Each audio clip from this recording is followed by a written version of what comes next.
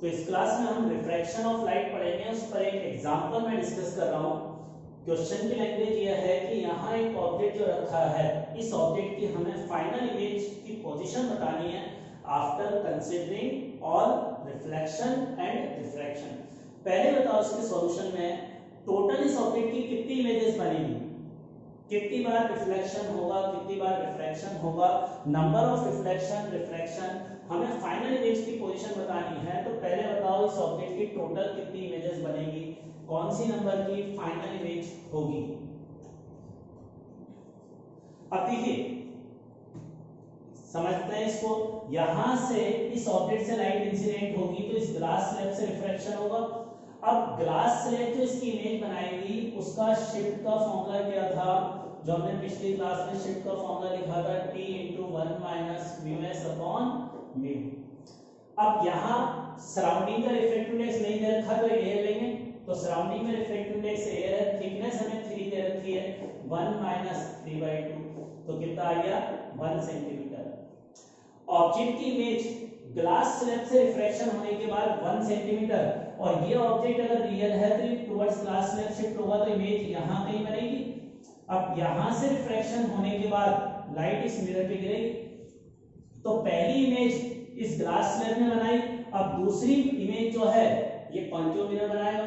तो concave mirror के लिए ऑब्जेक्ट कौन सा होगा भाई, यहां से आने के बाद इस ऑब्जेक्ट के, ये ऑब्जेक्ट है इस ग्लास स्लैब के लिए, और इस ऑब्जेक्ट की इमेज ग्लास स्लैब ने I1 पर बनाई, तो इस ग्लास स्लैब से रिफ्रैक्शन के बाद लाइट इस मिरर पे गिर रही है, तो मिरर के लिए जो ऑब्जेक्ट है वो I1 है। जो ग्लास स्लैब इमेज बनाएगी वो मिरर के लिए ऑब्जेक्ट होगा I1। अब मिरर के ऑब्जेक्ट के लिए हम जैसे ये ओरिजिन लेंगे, इसको पॉजिटिव एक्स डायरेक्शन लेंगे, तो अब ये डिस्टेंस अगर हमारे पास 1 सेंटीमीटर के इक्वल आई, ये आई ना 1 सेंटीमीटर, तो अब मिरर के पोल से I1 की डिस्टेंस कितनी है, 16 में से 1 माइनस करूंगा 15, लेकिन x कोऑर्डिनेट नेगेटिव होगा -15। यहां इस कॉन्केव मिरर से के लिए ऑब्जेक्ट I1 है, तो I1 की डिस्टेंस 15 है, और पॉजिटिव x डायरेक्शन ये है, तो ये वाली डिस्टेंस नेगेटिव, और कॉन्केव मिरर की focal length radius of curvature का हाफ होगी, और कॉन्केव मिरर है इसलिए नेगेटिव होगी, तो -10। अब मिरर फॉर्मूले में रखकर हम b निकालेंगे, तो मिरर फॉर्मूला हमारा क्या है, 1/f = 1/b + 1/u, तो इससे b आएगा -30। तो इमेज की पोजीशन -30 पर आ रही है। अब ये जो इमेज की पोजीशन -30 पर आ रही है, तो इसको समझे, नेगेटिव आने का मतलब मिरर के पोल से 30 सेंटीमीटर उधर इमेज बनेगी, तो 30 सेंटीमीटर यहाँ कहीं होगा, यहाँ कंसीडर कर लेता हूँ I2, तो ये 30 सेंटीमीटर डिस्टेंस पर इमेज बनी। अब देखो यहां से रिफ्लेक्शन के बाद ये मिरर क्या करेगा, लाइट को I2 की तरफ भेजेगा, तो मिरर से टकराने के बाद लाइट ऐसे रिफ्लेक्ट होगी, लेकिन I2 की तरफ जा रही होगी लाइट ऐसे। तो इस मिरर ने, मिरर के लिए ऑब्जेक्ट I1 था, I1 की मिरर ने इमेज बनाई I2 पर, तो मिरर से रिफ्लेक्शन के बाद ये लाइट I2 की तरफ जाएगी, लेकिन जब ये लाइट I2 की तरफ जा रही होगी तो बीच में दोबारा ये ग्लास स्लैब आएगी, तो ग्लास स्लैब से एक और बार रिफ्लेक्शन होगा। समझ में आई मेरी बात? यहां जैसे ओरिजिनल ऑब्जेक्ट था, इसमें से लाइट निकली, पहले इधर जाएगी, तो इधर मिरर की तरफ जाते समय एक बार पास हुई, फिर मिरर से टकराने के बाद वापस लौटेगी, तो दोबारा इस ग्लास स्लैब से पास होगी। तो ग्लास स्लैब से हमें 2 बार रिफ्रैक्शन कंसीडर करना होगा। मिरर से तो एक ही बार करेंगे, लेकिन ग्लास स्लैब से 2 बार, एक बार आते समय और एक बार रिटर्निंग पाथ में। अब देखो ग्लास स्लैब से जब हम एक और बार रिफ्लेक्शन कंसीडर करेंगे तो क्या होगा, अब इस ग्लास स्लैब मतलब स्ट्रिप, जो ट्रांसपेरेंट स्ट्रिप है, ग्लास स्लैब है, इससे हम एक और बार रिफ्लेक्शन कंसीडर कर रहे हैं, और ग्लास स्लैब से तो हर ऑब्जेक्ट का 1 सेंटीमीटर शिफ्ट होगा, चाहे वो ऑब्जेक्ट रियल हो या वर्चुअल हो, कहीं भी रखा हो। अब यहां से रिफ्लेक्टेड लाइट, ये वाली जो लाइट है ये रिफ्लेक्टेड लाइट है मिरर के लिए, और इसका इंटरसेक्शन पॉइंट I2 है, तो मिरर के लिए I2 इमेज है, लेकिन ये लाइट इंसिडेंट लाइट है इस ग्लास स्लैब के लिए, इसका एरो इंसिडेंट लाइट का इधर आ रहा है, तो ग्लास स्लैब के लिए इंसिडेंट रे है, तो ये I2 क्या चीज है ग्लास स्लैब के लिए, ऑब्जेक्ट है ना, तो ग्लास स्लैब के लिए ऑब्जेक्ट क्या है, I2 है। और ये कैसा ऑब्जेक्ट है, वर्चुअल है, तो वर्चुअल ऑब्जेक्ट की शिफ्ट इमेज तो 1 सेंटीमीटर अवे शिफ्ट होती है, तो अगर ऑब्जेक्ट यहाँ है तो इसकी इमेज यहाँ कहीं बनेगी I3 और ये डिस्टेंस 1 सेंटीमीटर के बराबर होगी। या हम ये कहें, जो मैंने एक और चीज बताई थी, जब लाइट उधर जा रही है, इंसिडेंट रे का डायरेक्शन इधर है, तो इमेज भी उधर शिफ्ट होगी, तो इमेज I2 से 1 सेंटीमीटर उधर शिफ्ट हो गई। अब देखो यहां से इस ग्लास स्लैब से रिफ्रैक्शन होने के बाद लाइट I2 की तरफ I3 की तरफ जाएगी और I3 की तरफ जाती रहेगी। अब ये उधर जाती रहेगी तो वापस लौट कर थोड़ी आएगी, इसका मतलब इस ऑब्जेक्ट से निकलने वाली लाइट का एक बार यहां से रिफ्रैक्शन हुआ, यहां से रिफ्लेक्शन हुआ, फिर मिरर से टकराने के बाद एक और बार इस ग्लास स्लैब से रिफ्रैक्शन हुआ, तो इस ऑब्जेक्ट की टोटल 3 इमेजेस बनी और थर्ड नंबर की जो इमेज है वो फाइनल इमेज है। हमें इस फाइनल इमेज की पोजीशन बतानी थी, क्वेश्चन में क्या होगी, तो बताओ फाइनल इमेज I3 की मिरर के पोल से डिस्टेंस कितनी है, तो मिरर के पोल से कितनी होगी 30 प्लस 1 सेंटीमीटर, तो आंसर होगा 31 सेंटीमीटर फ्रॉम मिरर। तो ये इस क्वेश्चन का आंसर 31 सेंटीमीटर फ्रॉम मिरर। कर लें इसको नोट।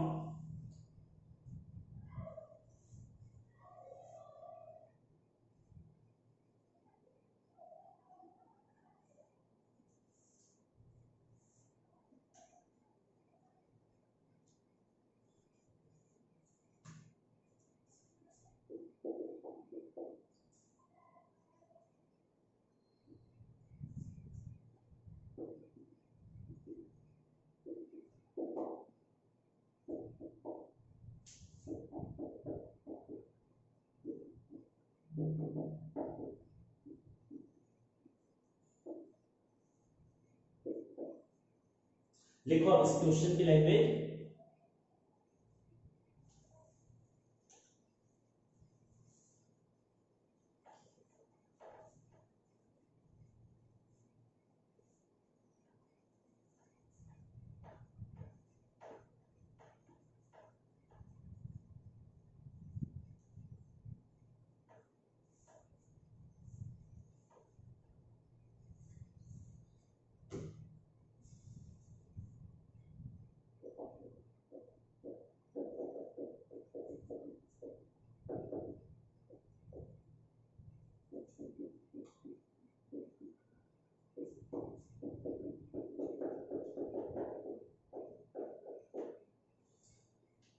देखो अब हमें d की वैल्यू निकालनी है, if final image of object form on object itself, जो ये ऑब्जेक्ट है इस ऑब्जेक्ट की फाइनल इमेज हम चाहते हैं ऑब्जेक्ट पर ही बने, तो इस ऑब्जेक्ट की फाइनल इमेज ऑब्जेक्ट पर बनने के लिए d की वैल्यू क्या होनी चाहिए ये हमें निकालना है।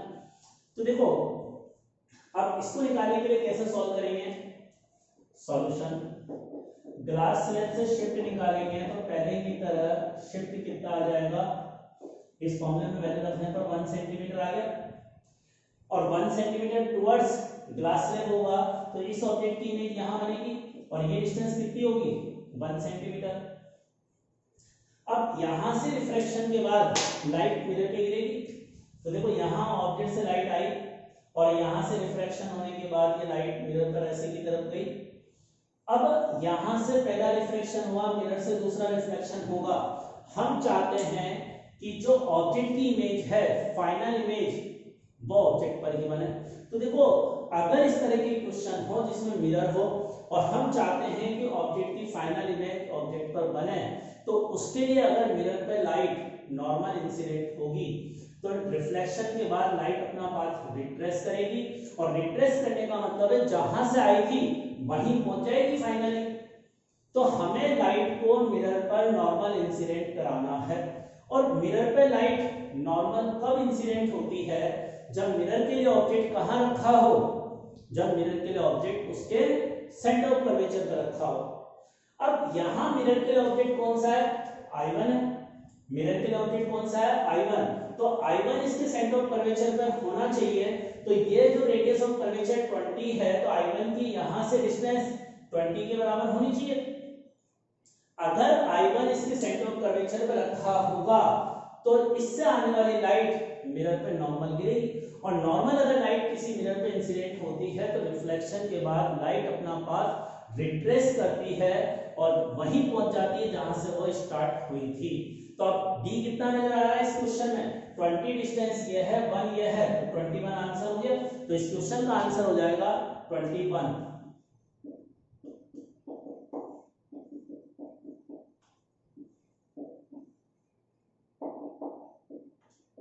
तो इस तरह से हम इस क्वेश्चन को आसानी से सॉल्व कर सकते हैं।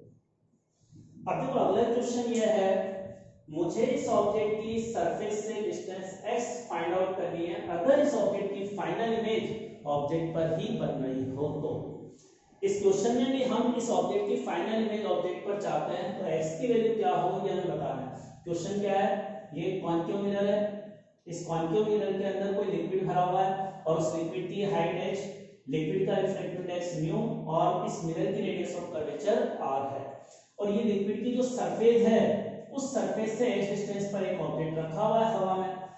तो अगर हम ये चाहते हैं कि इस ऑब्जेक्ट की फाइनल इमेज ऑब्जेक्ट पर बने तो उसके लिए x की वैल्यू हमें बतानी है क्या होगी। तो देखो क्वेश्चन को सॉल्व करें, और ऑब्जेक्ट की इमेज फाइनल इमेज ऑब्जेक्ट पर तभी बनती है जब मिरर के लिए लाइट नॉर्मल इंसिडेंट हो। तो मिरर के लिए ऑब्जेक्ट उसके सेंटर ऑफ कर्वेचर पर होना चाहिए, ये कंसेप्ट हम यूज करेंगे। अब देखो इस ऑब्जेक्ट से यहां पहले इस ऑब्जेक्ट से निकलने वाली लाइट ऐसे आएगी तो इस प्लेन सरफेस से रिफ्रैक्शन होगा ना, और प्लेन सरफेस के लिए हम ये फॉर्मूला लगाते हैं कि इमेज कहां बनाएगा, d2 बराबर d1 इनटू μ2 अपॉन μ1। अगर किसी प्लेन सरफेस से ऑब्जेक्ट और इमेज की पोजीशन में रिलेशन निकालना है तो ये फॉर्मूला। अब अगर ये ऑब्जेक्ट है, यहां से इससे लाइट आ रही है, इस तरह से प्लेन सरफेस पे गिर रही है, तो ये इंसिडेंट और ये रिफ्लेक्टेड, तो ये μ1 मीडियम होगा, ये μ2 मीडियम होगा। तो μ1 की वैल्यू क्या लिखूंगा मैं 1, μ2 की वैल्यू μ के इक्वल, और d1 को लिखेंगे x। अब इससे d2 निकालना है, अब इससे d2 निकालना है तो d2 कितना आ गया, म्यू x के बराबर आ गया। और हमने ये जाना था कि d1 और d2 ऑब्जेक्ट और इमेज सेम साइड में होते हैं। इस प्लेन सरफेस के अगर ऑब्जेक्ट ऊपर है तो इमेज भी ऊपर होगी, और म्यू x डिस्टेंस x से ज्यादा है तो यहां कहीं इमेज बनेगी। तो पहली इमेज ये पानी की या लिक्विड की सरफेस जो बनाएगी वो यहां बनाएगी। अब यहां से रिफ्रैक्शन के बाद लाइट इस मिरर पे गिर रही है और हम चाहते हैं ना ये लाइट अपना पाथ रिट्रेस करे, तो अब ये लाइट नॉर्मल इंसिडेंट होनी चाहिए। और यहां पर देखो इस प्लेन सरफेस ने इस ऑब्जेक्ट की इमेज जो I1 बनाई, यह I1 इमेज मिरर के लिए ऑब्जेक्ट है। I1 इमेज क्या है, I1 इमेज ऑब्जेक्ट है फॉर मिरर। और अगर हम फाइनल इमेज ऑब्जेक्ट पर चाहते हैं तो मिरर के लिए ऑब्जेक्ट उसके सेंटर ऑफ कर्वेचर पर होना चाहिए। तो ये I1 जो है ये मिरर के सेंटर ऑफ कर्वेचर पर होना चाहिए, तभी लाइट मिरर पे नॉर्मल गिरेगी। तो इसका मतलब ये मिरर का पोल और इसके बीच की डिस्टेंस r के इक्वल होनी चाहिए ना। ये डिस्टेंस r के इक्वल है तो अब ज्योमेट्री से x निकाला जा सकता है। देखो r को किसके बराबर लिखूंगा, h प्लस म्यू x। तो r की वैल्यू को हम लिख सकते हैं h प्लस म्यू x और मुझे x निकालना है।